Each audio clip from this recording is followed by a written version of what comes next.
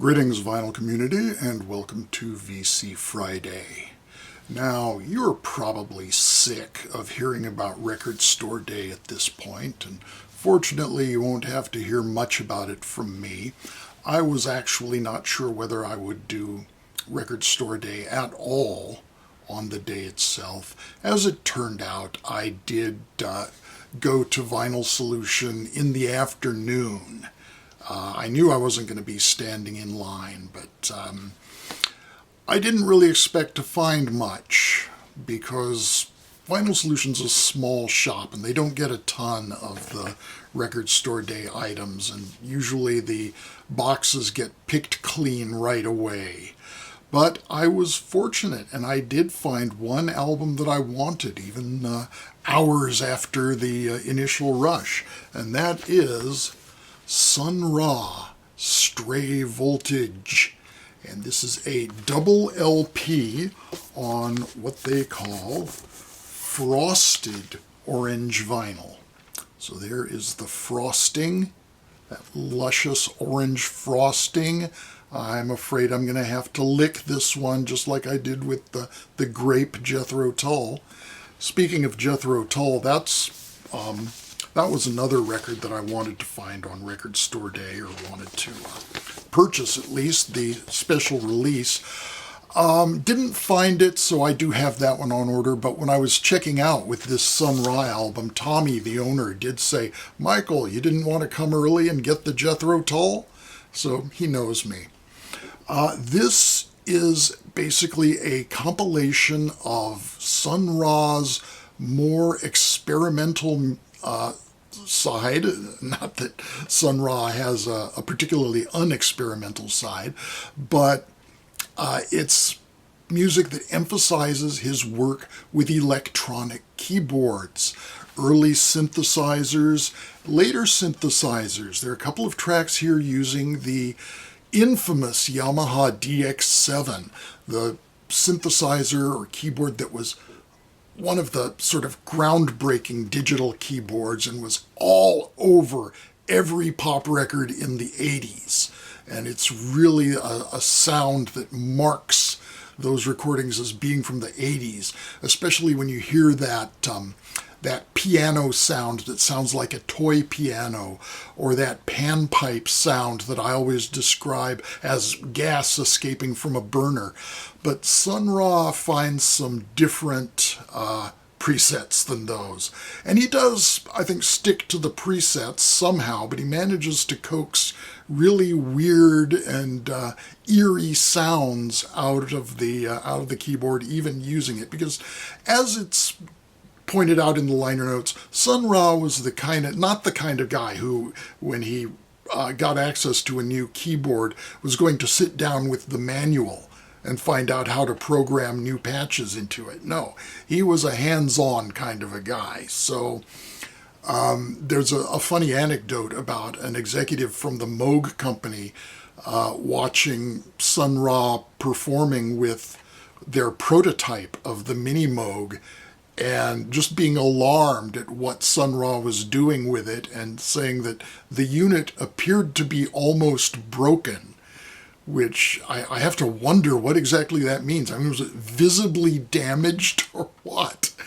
But this is not the kind of throwback to Fletcher Henderson and Duke Ellington kind of Sun Ra. This is, as they say on the liner notes on the back, if you're looking for melodies, structured compositions, pleasant harmonies, songs you can whistle, and serenades for social gatherings, seek elsewhere. This is triple A Ra, audacious, aggressive, adventurous. In the collection we've titled Stray Voltage, Ra is not so much composing music as painting soundscapes with electronic keyboards. Ra doesn't simply play these consoles, he attacks, cajoles, and pounds them. So maybe that Mini Moog was visibly damaged, I don't know. But having said that, there actually is one standard on here, even if it's only like a little snatch of the actual melody that leads into a sort of torrent of staccato trickling notes, and that is Jerome Kern's Yesterdays.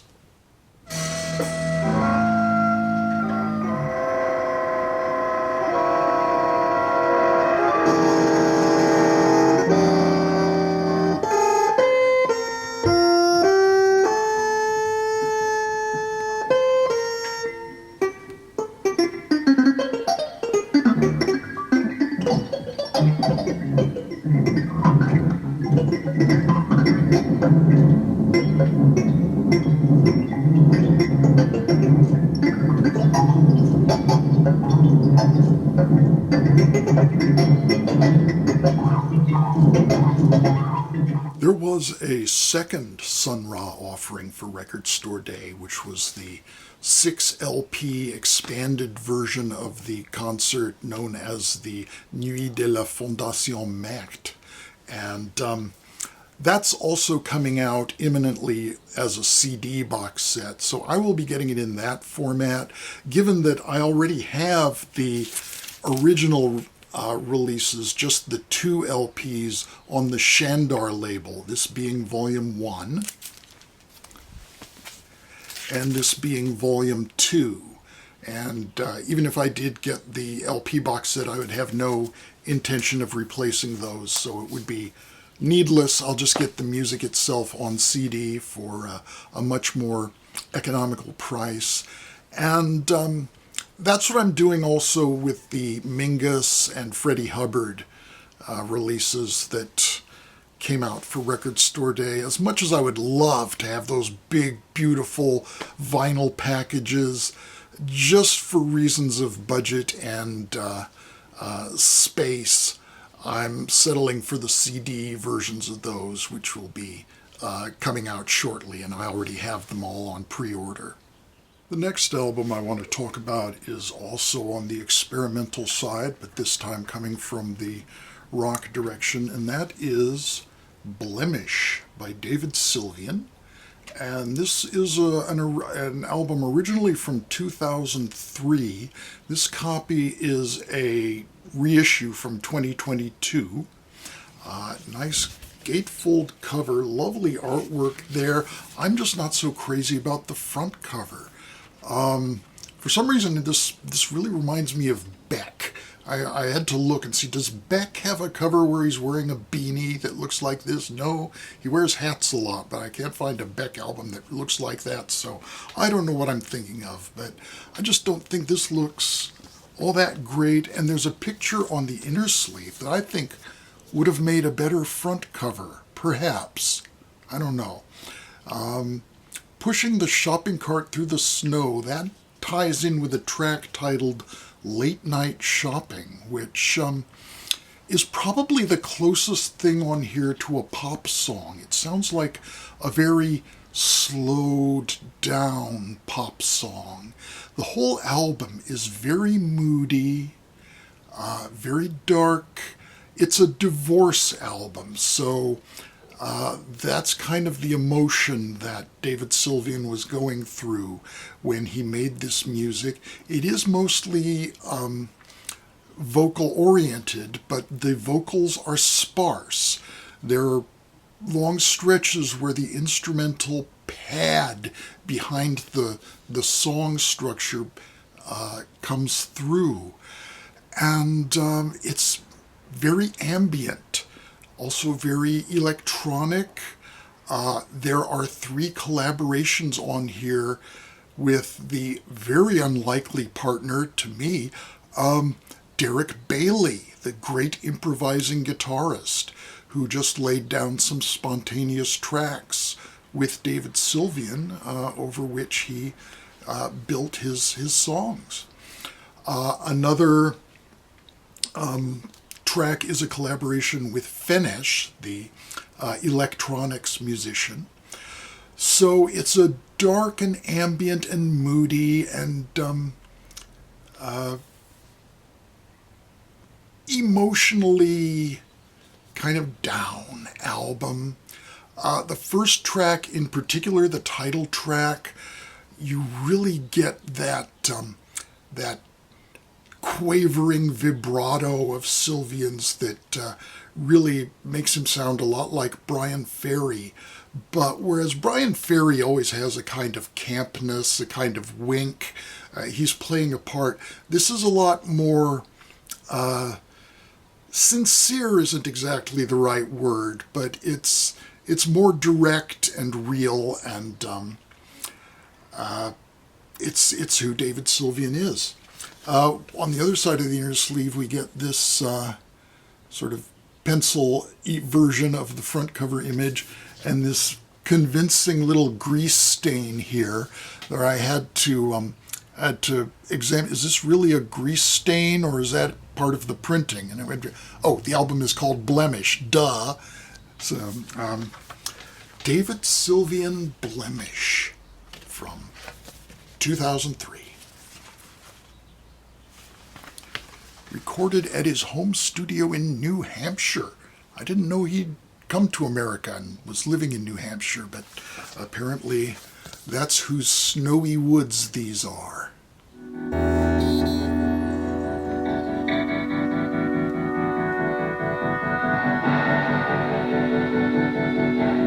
I fall outside of her.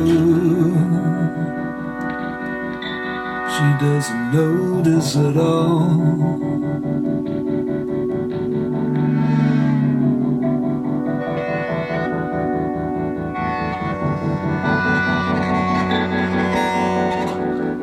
And mine is an empty bed. The next album is another reissue from 2022. Or is it? It is the Steven Wilson remix edition of Gentle Giant's album from 1976, Interview. And this is billed on the back cover as the 2023 Steven Wilson remix. However, the copyright date on the record is 2022, so I'm not quite sure how they did that.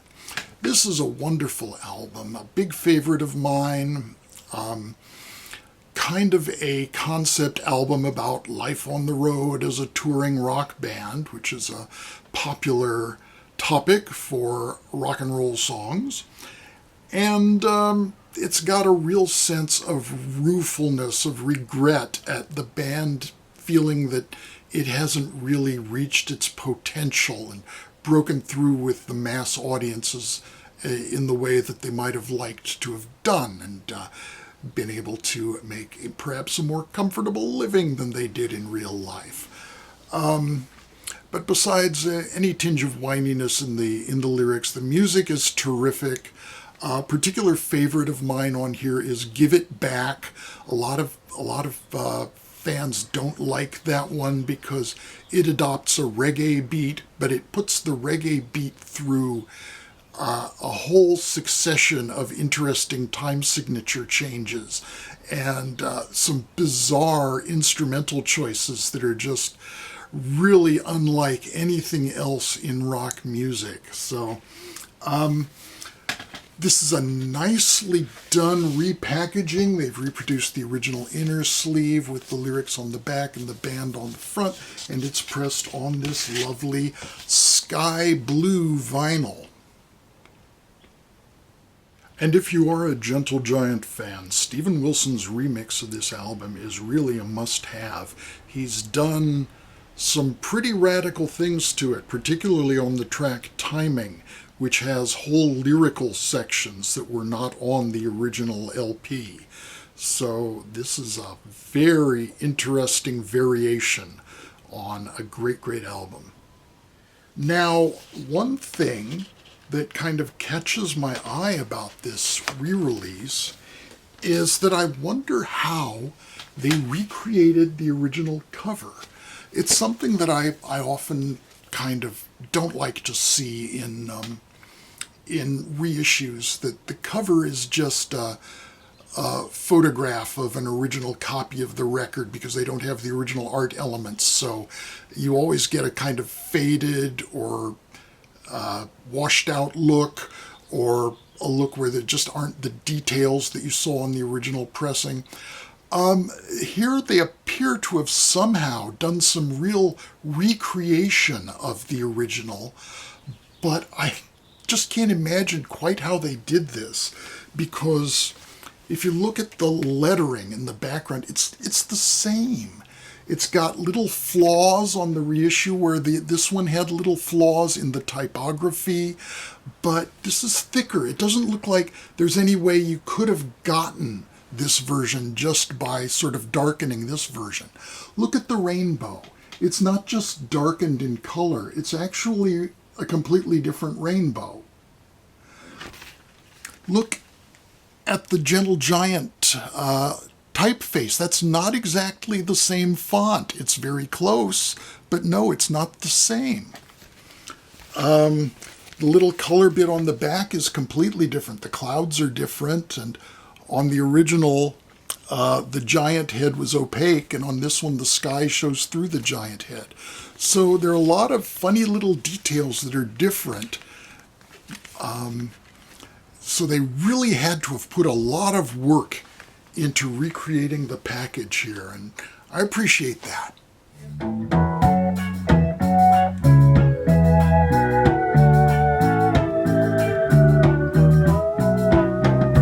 Just how much can you spend?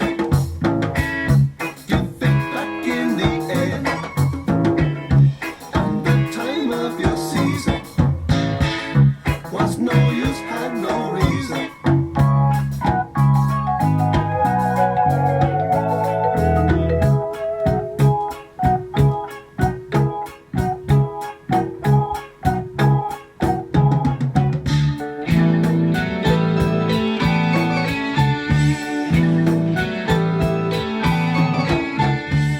Now I'll show you an example of a reissue where they really didn't give a damn. And that's the new reissue of Creedence Clearwater Revival's 1970 album Pendulum.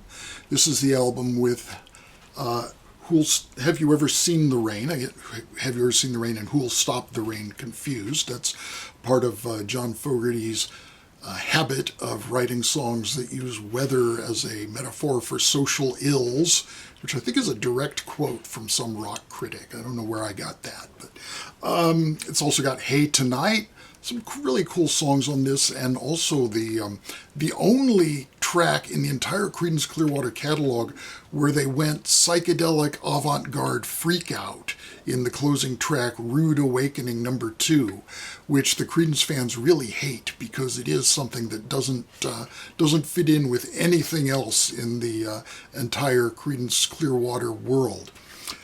So this is a brand new reissue, and it is the version that's on, if it'll come out of this sleeve, the version that is on brown vinyl. They reissued the Creedence catalog and did two sort of tiers. You've got the solid color versions that are available everywhere, and that's what this is. And then they've got these mixed colored versions, sort of like what you see behind me, that were a little more expensive and that were exclusive to the Craft Recordings website. They probably leaked a few other places, but they're basically, you're supposed to have to order those directly from Craft. So anyway, as you can see, I haven't even taken the shrink wrap off this. It's still got the hype sticker because I'm so disgusted with the quality of this packaging that I didn't even want to play the record. I haven't played it yet. I may not play it. This is just a crappy reissue. Now, yeah, the cover's just a photograph of the original, like I was talking about, lacking in detail. It always looked kind of funny because obviously it's a tinted version of a black and white photograph. That's just the sort of effect that they wanted. It gives it an old-timey look. But the original album was a gatefold. No gatefold here. You had an onstage picture of John Fogerty. You had little headshots of all the band members. The original came with a custom inner sleeve. It had paintings of the band members on one side and pictures of the back catalog on the other. Just a plain sleeve here, no kind of insert, nothing for the artwork. I just think it's really cheap and careless. No needle drop because I haven't even played the goddamn thing yet. And finally, I picked up this album from 1985 by Rhythm and Noise, Chasm's Accord. And this is the second of two albums that Rhythm and Noise made for the Ralph Records label, of course, under the auspices of the Residents. And this is basically a one-man project.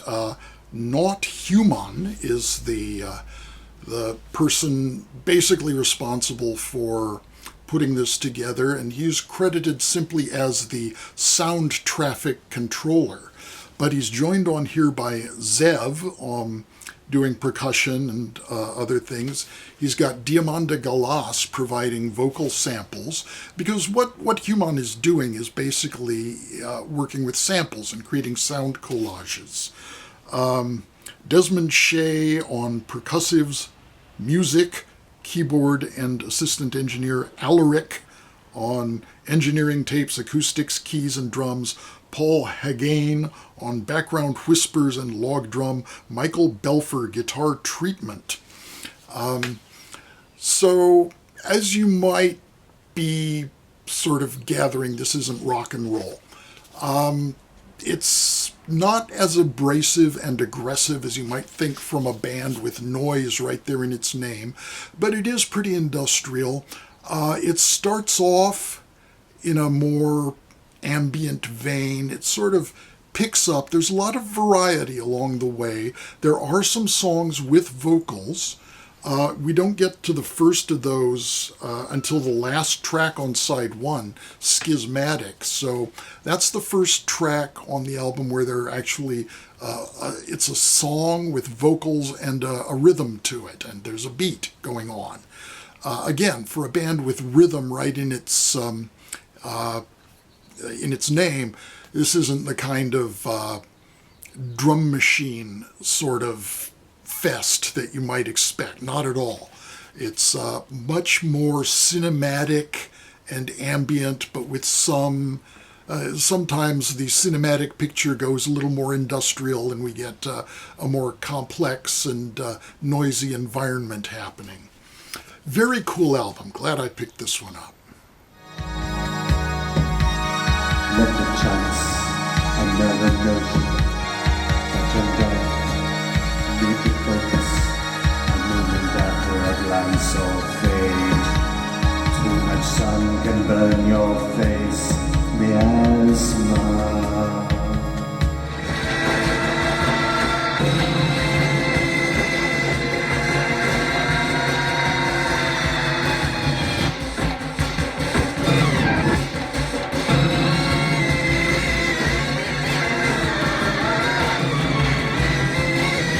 That's Vinyl Friday for this week. Thanks very much for watching. I hope everyone did well on Record Store Day, and if there's stuff you wanted, I hope you got it all. And I thought this was a particularly good list. Last time on Black Friday, I didn't care for anything that was on the list. I didn't find anything I really had to have, and I just skipped it entirely.